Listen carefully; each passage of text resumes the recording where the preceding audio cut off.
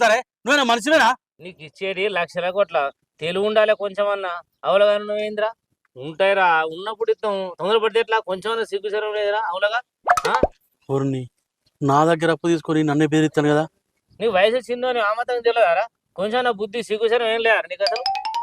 ఇస్తాం ఉన్నప్పుడు ఇస్తాం పైసలు రావద్దా? ఉన్నాడు ఉంటే ఉన్నాడు ఉండే ఎన్ని పైసలు ఉన్నాయి ఏం లాభం రా? ఒకసారి అందయి ఆగాలి. అవురా ఏం పుట్టిదరా నీకు? నా బావని ఎటువంటి తిడుతున్నా? బావ ఏమన్నారా నిన్ను?